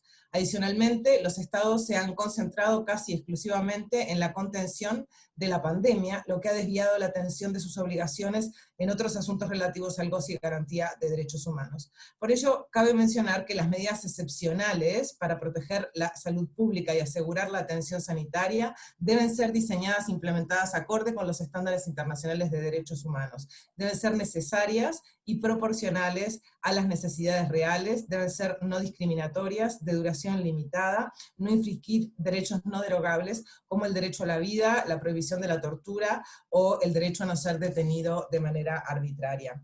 Varios relatores especiales de las Naciones Unidas han llamado a los estados a que las medidas para proteger la salud pública no sean utilizadas como base para atacar a grupos particulares, minorías o individuos. Los estados deben velar porque la pandemia no se convierta en un pretexto para la acción represiva, porque las restricciones a la libertad de circulación y de reunión no sean discriminatorias y no se dirijan contra personas defensoras de derechos humanos, ni los obstaculicen innecesariamente en el desarrollo de su labor.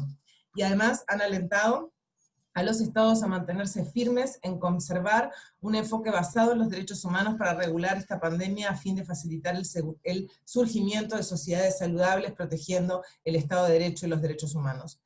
El relator especial de la ONU sobre derechos humanos y medio ambiente señaló que las políticas que utilicen la pandemia como pretexto para debilitar la protección ambiental son irracionales, irresponsables y ponen en peligro los derechos de las personas más vulnerables.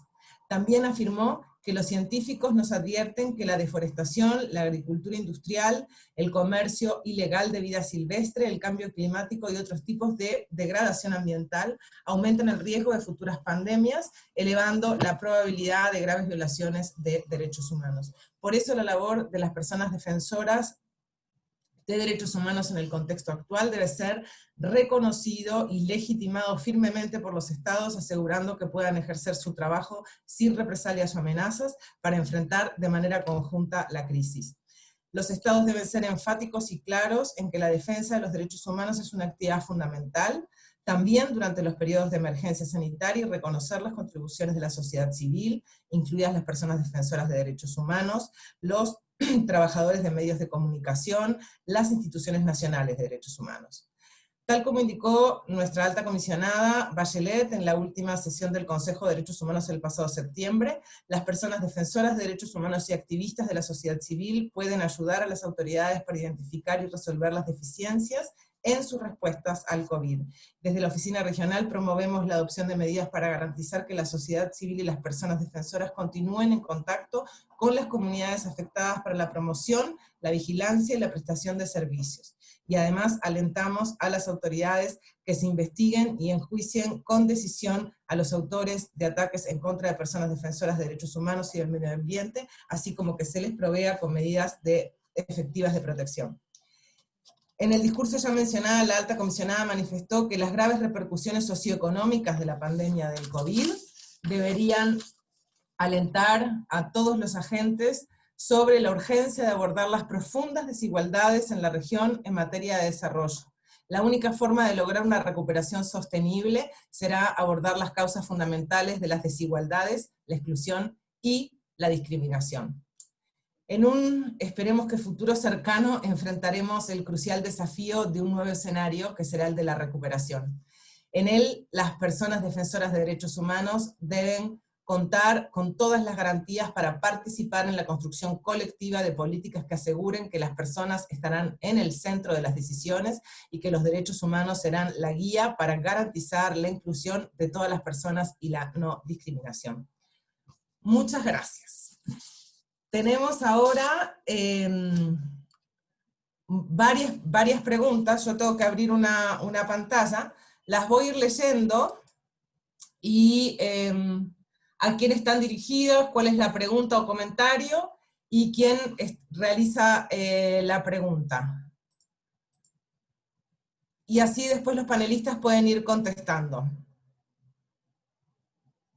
¿Sí? ¿Elisa?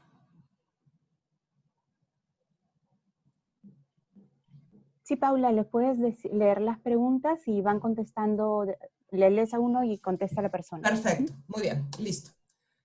Entonces, las primeras preguntas son para Marina Comanduli. La pregunta es, ¿existen datos sobre casos de asesinatos resueltos? Es una pregunta que formula Esteban Sangines de la Fundación Tierra. La otra pregunta es, ¿hay alguna variable para considerar los datos desagregados de asesinatos? Si son las mujeres las más expuestas y quienes están en la primera línea de lucha por la defensa de la tierra y el territorio, ¿por qué los casos son mayores en hombres? Es una pregunta de Daniela Savid de Fundación Plurales. Finalmente, ¿cuál es el periodo que abarcan estos estudios? Es una pregunta de Delia Condori. Marina, adelante. Muchas gracias. En relación a la primera pregunta, es una pregunta relacionada a la impunidad, ¿no? Si estos casos han sido resueltos. Globoetes no ha logrado, no tenemos la capacidad de dar seguimiento a todos los casos, pero sí lo que hemos hecho en algunos momentos hemos realizado estudios con colaboración de otros grupos. El 2017 realizamos un estudio con el Instituto Van Center de Estados Unidos para analizar específicamente los casos de Colombia que teníamos desde el 2010 hasta 2016. Y para darles una idea, no les voy a contar todo el estudio, pero teníamos 122 casos en este periodo de defensores de la tierra y del medio ambiente en Colombia, y de estos solo 8 llevaron a condena. O sea, solo el 6% de los casos que teníamos de estos defensores llegaron a una condena. Entonces, sabemos también por informes de relatores especiales que el nivel de impunidad en Latinoamérica es muy alto, no solo para crímenes relacionados a defensores y defensoras de la tierra y del medio ambiente, y estamos hablando aquí, yo estaba revisando algunos informes, hablan del 89% a 90%, 89% en Colombia, 90% en México, o sea, hay un nivel muy alto de impunidad. Nosotros no damos seguimiento a esto, pero sí, cuando hemos analizado más de cerca, sí hemos constatado que había un problema. la otra pregunta, estoy intentando rescatarla, era Sí, sobre las mujeres, Marina, ¿no? sí, de todas maneras tienes un total de 3 minutos para responder, eso tenía que recordarles a todos los panelistas. Qué pena, pero hay que ser bien concreto. Perdón, voy a responder la última pregunta que es muy cortita. ¿Cuál es el periodo que abarcan esos estudios? Los datos que he presentado son datos de 2019, pero nosotros recabamos información relacionada a asesinatos desde el 2012. Me gusta mucho la pregunta de Daniela y yo creo que eso sí, yo podría tomarme mucho tiempo intentando contestar y no tengo una respuesta muy concreta. Me gustaría, Daniela, quizás si intercambiáramos correos para seguir hablando sobre esto. Nosotros todavía no hacemos un conteo de ataques y por lo tanto yo no te puedo decir si mujeres reciben más ataques que hombres. Mi análisis muy superficial, sin ningún estudio, es que yo creo que hay más asesinatos de hombres porque todavía vivimos en una sociedad muy desigual en que hombres asumen mucho más las posturas públicas, ¿no? Están muy más visibles que las mujeres y por eso yo creo que hay mucho más asesinatos direccionados a hombres, pero eso podríamos empezar un diálogo fuera de esta llamada. Muchas gracias. Gracias, Marina, y gracias a los participantes por las preguntas. Ahora hay 2 preguntas para Wilmer. Wilmer, estás con nosotros, ¿verdad? Te voy a leer las preguntas y tienes 3 minutos para contestar. ¿Cuáles tácticas han sido más efectivas en combatir la violencia contra las personas defensoras? Es una pregunta de Amy Cohen-Nauer, no sé cómo se pronuncia. El apellido, pido disculpas, Amy. La siguiente pregunta es: en la mayoría de nuestros países la política pública de protección es paupérrima. ¿Cuál es la importancia en este contexto en los planes propios comunitarios de protección? Es una pregunta de Javier Lautaro Medina. Wilmer. Hola. Hola. Wilmer, adelante. Pues sí, voy a intentar pues responder. ¿Me escuchan? ¿Me escuchan? Sí, te escuchamos bien, Wilmer, adelante. 3 minutos. Bueno, voy a intentar responder la primera pregunta, que dice, ¿cuál es? ¿Me repite la pregunta?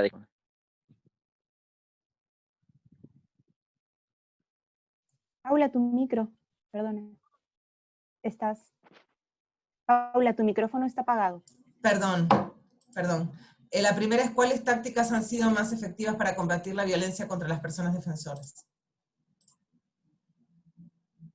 Bueno, en respuesta a esa pregunta, digamos, una de las tareas más eficientes que hemos intentado y hemos pues puesto en marcha es el tema de articulación de procesos. Como lo decía el compañero de Bolivia, creo que la articulación entre organizaciones defensoras de derechos humanos y de derechos a la tierra y del medio ambiente, creo que es una de las mejores estrategias, porque cuando uno está articulado, ya sea de contexto pertinente, uno sabe por dónde se puede mover y hacer el trabajo. En la segunda respuesta, contestándole a Javier, gracias por la pregunta.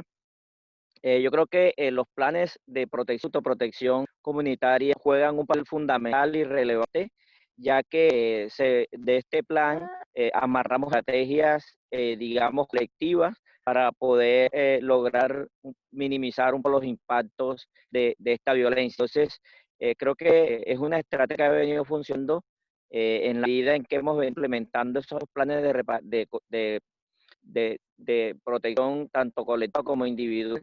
Hemos seguido que se fortalece la capacidad de cada una de las organizaciones y fortalece también la capacidad de los líderes, y el tema de protección ha ido avanzando de forma muy eficiente en la medida que cada una de las comunidades se empieza a implementar planes, pero también además de acompañamiento, planes también se amarra a través de, digamos, una estrategia que es bastante interesante y es, digamos, equipos de protección en cada de las comunidades. Entonces, creo que eso ha dado resultando y que es una estrategia bastante eficiente. Muchas gracias. Muchas gracias, Wilmer. Las siguientes preguntas son para Ruth. Ruth, tienes varias preguntas, te las voy a leer y, bueno, como los demás panelistas, tienes 3 minutos para responder. La primera dice así: sobre los pueblos en aislamiento o no contactados, ¿qué medidas de protección formales existen desde el Estado? ¿Qué podemos hacer para mejorarlas? Es una pregunta de Miluska Carguavilca de SER Perú. La siguiente es: en los territorios la mayoría de asesinados son hombres. ¿Qué pasa con la vida de las mujeres, esposas, madres, hijas? ¿Qué impacto tiene en la vida y futuro de las mujeres de las comunidades? ¿Funciona como medida de disciplinamiento, de generar miedo para desmovilizar? Es una pregunta de Rosa Montalvo. ¿Cómo podemos hacer una resistencia conjunta? Pregunta Patricia Chávez de Espacio Feminista de Brasil. ¿Cuáles son las diferencias entre el gobierno MAS y el actual de Bolivia? Bueno, es otra pregunta de Rosa Montalvo. Gran desafío en esas respuestas. Adelante, Ruth.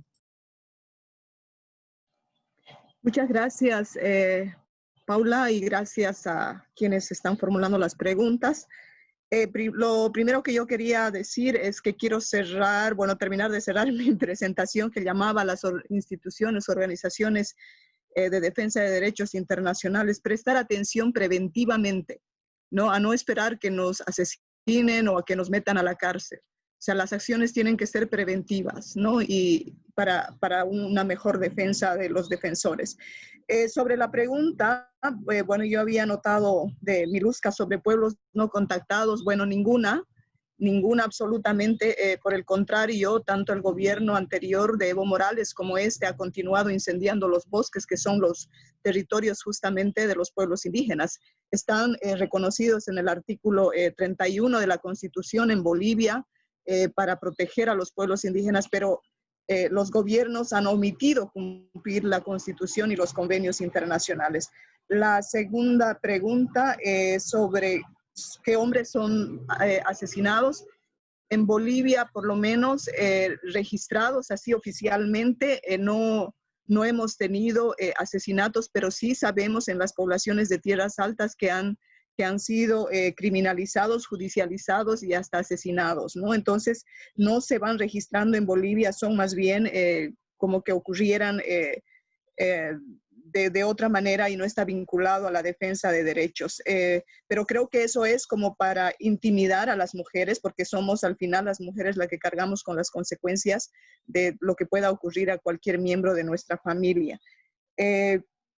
¿Cómo articularnos? Bueno, nosotros como Contiocap justamente somos 35, empezamos con 12 resistencias articulándonos y al momento somos 35 y creo que esa es la estrategia, lo ha dicho Manuel, lo hemos dicho varias, Contiocap es un ejemplo, no solamente rompiendo esquemas, además de que hay regionalismo entre tierras altas y tierras bajas por la geografía en Bolivia. Nosotros hemos roto con esos paradigmas y hemos creado Contiocap para defender los territorios y creo que hemos tenido éxito por lo menos en haber evitado muchos megaproyectos en Bolivia que habrían destruido nuestros territorios y todo lo que es el medio ambiente. Sobre ¿cuál es la diferencia entre el gobierno del MAS y el actual? Ninguno. Para nosotros los pueblos indígenas, ningún gobierno de ninguna línea política, sea derecha, izquierda, arriba, abajo, o indígena, o mujer, o lo que sea, representan los intereses de las grandes transnacionales, representan los intereses de los poderes y así está en la Constitución. Nuestros derechos los siguen omitiendo, los siguen violando, los siguen pisoteando. Estamos en un estado plurinacional en Bolivia y es cuando más se ha violado nuestros derechos y nuestros territorios. Entonces nosotros no vemos ninguna diferencia. Este gobierno transitorio ha continuado con las políticas que favorecen a los agroindustriales, y como consecuencia obviamente hay quema de más de 7 millones de bosques en Bolivia. Entonces que incluyen territorios y áreas protegidas, incluidos de los pueblos no contactados. Así que muchas gracias por su consulta. Gracias, Paula. No, gracias a ti, Ruth, y muchas gracias por todas las respuestas tan exhaustivas, la verdad, en tan corto tiempo. Eva, tienes una pregunta que la formula Cristina Cambiaghi de la Secretaría de la International Land Coalition, y dice así: dentro de los casos analizados por la D Coalition, ¿Hay un análisis claro sobre cuáles son relacionados con la tierra y la protección de los territorios? Gracias, Paula. Sí, y gracias por la pregunta. Nosotros en la DD Coalition, en el grupo de trabajo de datos, estamos buscando los casos que son específicamente de defensores del medio ambiente y la tierra. Pues lo que encontramos es sí, claramente en las 17 organizaciones que hemos analizado, que son 14, que sí tienen una definición bien clara, una categoría definida para los defensores del medio ambiente y la tierra. Lo que hemos visto en todos los casos es que sí tienen muchas formas, si no se distinguen, si no se definen ellos como defensores de la tierra y el medio ambiente, tal vez sí indican el sector de trabajo como algo relacionado al medio ambiente, tal vez son campesinos o indígenas, y esto cabe dentro de la definición común que usamos para un defensor de la tierra o el medio ambiente. Sí, gracias. Estoy con el micrófono abierto. Gracias, Eva. Marta, Javier Medina te formula, Luz Amparo Vázquez de ANUC de Cundinamarca, Colombia, te formula la siguiente pregunta: ¿cómo abordan el tema de la impunidad en estos países? Y Javier Medina te formula la siguiente pregunta: en la mayoría de presentaciones se ha mostrado que las empresas mineras y agroindustriales son un factor de riesgo para comunidades, organizaciones, líderes hombres y mujeres. Por otro lado, existen muchas iniciativas que propugnan por un diálogo entre comunidades y empresas. En este contexto, en el que algunas empresas representan un factor de riesgo, ¿bajo qué condiciones se puede hacer ese diálogo? ¿Vale la pena? Bien, gracias, Paula. Bueno, primero en el tema de la impunidad, nosotros lo que hacemos, la estrategia es denunciar la impunidad. Impunidad de las empresas, impunidad de los gobiernos, impunidad de la justicia. Entonces, denunciarla, visibilizarla, comunicar lo más posible qué es lo que está pasando y a quiénes afecta. Esta es la forma que tenemos de trabajar respecto a la impunidad, y es lo que creemos que es lo que podemos hacer desde las organizaciones de la sociedad civil. Y respecto a la pregunta de Javier, primero, antes que nada, debe existir la consulta libre, previa e informada, para no llegar al punto donde las empresas, ya estando en el territorio, pretendan un diálogo simplemente para trabajar tranquilas, porque en realidad ya han entrado, han hecho el daño sobre el territorio y las familias. Entonces luego viene el diálogo, es para negociar algún tipo de cuestión que puede ser, por ejemplo, les ofrecen hacer una vivienda, les ofrecen hacer una escuela, y esto en realidad no va a subsanar el problema que ya se realizó sobre el territorio. Entonces, un diálogo, las condiciones, dice, ¿bajo qué condiciones se puede hacer este diálogo? Son muy pocas, porque la vulnerabilidad de las comunidades hacen que justamente el diálogo sea a favor de las empresas, porque en las debilidades se asientan ellas para los ofrecimientos y que acepten de estar tranquilas en su trabajo. Entonces, en realidad, cuando dice vale la pena, y la verdad que no pensar si vale la pena este diálogo, sino pensar primero en la consulta, si es que las comunidades quieren o no que entren en sus territorios. Porque los riesgos son muy grandes, luego que ya están, los diálogos son prácticamente inútiles, al menos para las comunidades. Sí salen ganando bancos, los bancos propician mucho también los diálogos, los bancos que son los que financian a las empresas, los gobiernos también propician el diálogo para evitar conflictos.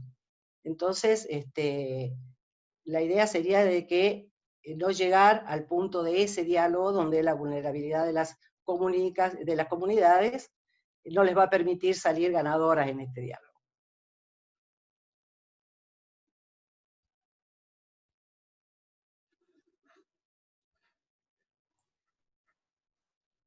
Paula, tu micrófono está apagado. Perdón, discúlpenme. Las siguientes dos preguntas son para Manuel. Miguel Balán te pregunta, Manuel, lo siguiente. En Guatemala han desmantelado la Comisión Presidencial de Derechos Humanos que daba seguimiento a las demandas en la Comisión Interamericana de Derechos Humanos, así como la Secretaría de la Paz, instancia creada por los acuerdos de paz, así como la Secretaría de Asuntos Agrarios, entidad encargada de resolver la conflictividad agraria del país. Ante esto, el tema de defensa de derechos humanos y resolución pacífica de conflictos, se prevé un panorama desolador y nefasto en nuestra Guatemala. ¿Qué opinas sobre esto? La segunda pregunta que te formula Emma Gutiérrez dice así: hace 3 meses atrás murió asesinado un cooperante internacional de nacionalidad francesa. ¿Ustedes coordinaban algunas acciones con este cooperante? ¿Se está haciendo algo por aclarar este vil asesinato? La primera pregunta, bueno, mi opinión, porque solo se me pidió una opinión. Nosotros tenemos claro de que el Estado guatemalteco no responde, como decía la compañera anterior, el Estado no responde a nuestros intereses, a los intereses de los pueblos. Por lo tanto, no debemos de confiar, por lo tanto, debemos de empezar una serie de acciones, empezar una serie de estrategias para poder minimizar, porque eso sí tenemos que tener esa claridad, no podemos evitar todo, sino que empezar a minimizar esa persecución, esos asesinatos que hay. Entonces, mi opinión es eso, nosotros ya no tenemos que creer en un Estado que responde a los intereses de todas esas empresas que en este espacio se está mencionando. La otra pregunta con relación a Benoit María, el ciudadano francés que también es defensor de derechos humanos, pues tenemos que entender también que a pesar del esfuerzo de articulación que nosotros hacemos, que otras organizaciones hacemos, también tenemos algunas diferencias, pero lo que hemos hecho nosotros como organización, hemos sumado a la denuncia pública de ese asesinato que sucedió en el departamento del Quiché de aquí en Guatemala. Muchas gracias, Manuel. Bueno, esas son todas las preguntas. Muchas gracias a todos los panelistas. Muchas gracias a todas las personas que han participado con interés, compromiso por sus preguntas y contribuciones.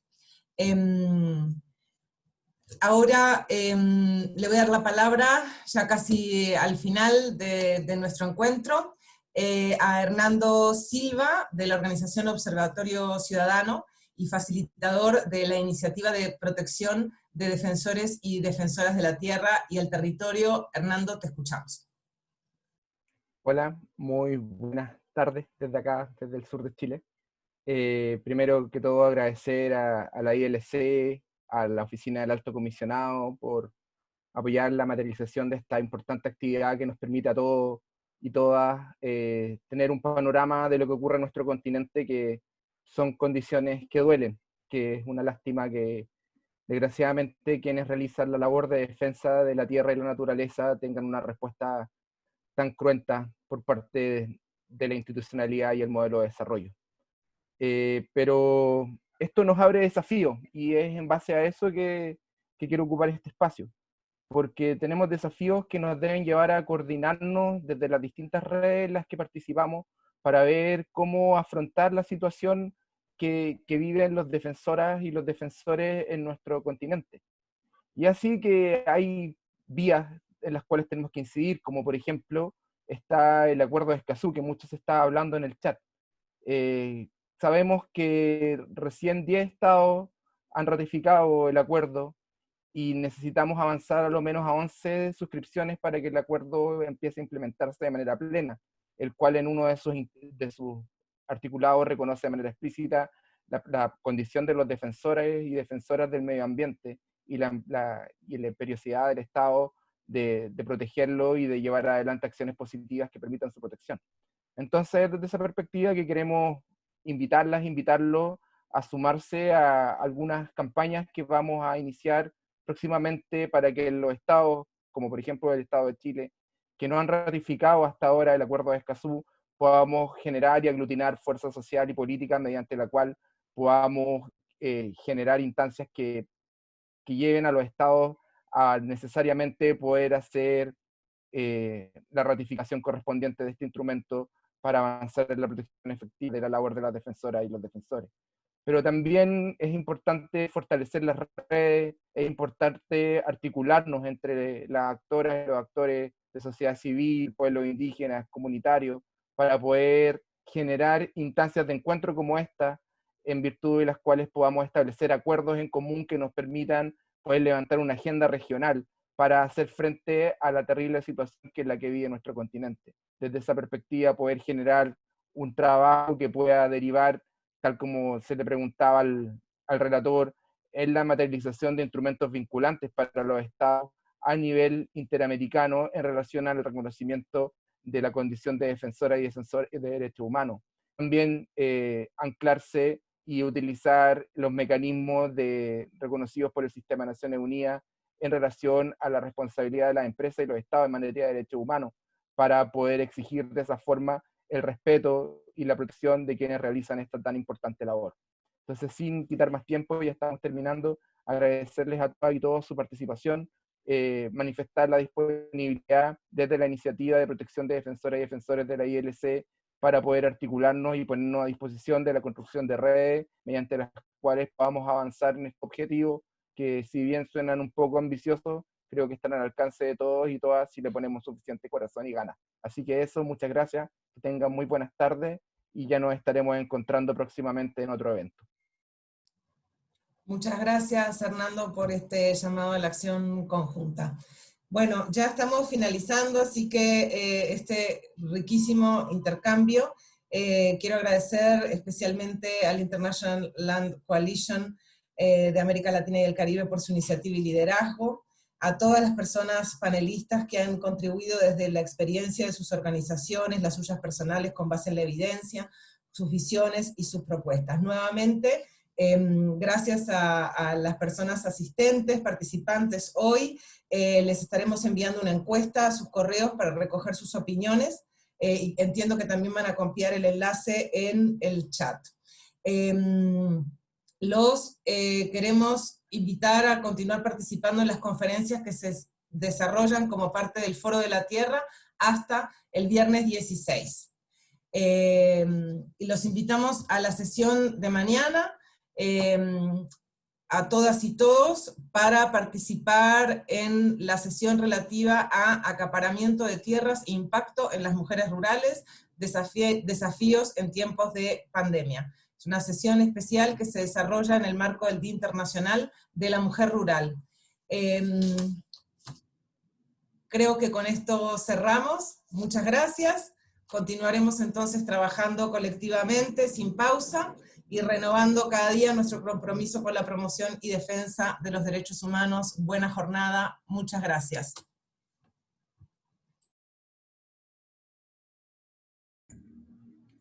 Gracias. Sí, Paula. Gracias a todos y todas. Gracias. Hasta mañana. Muchas gracias. Hasta mañana. Gracias y hasta mañana. Gracias.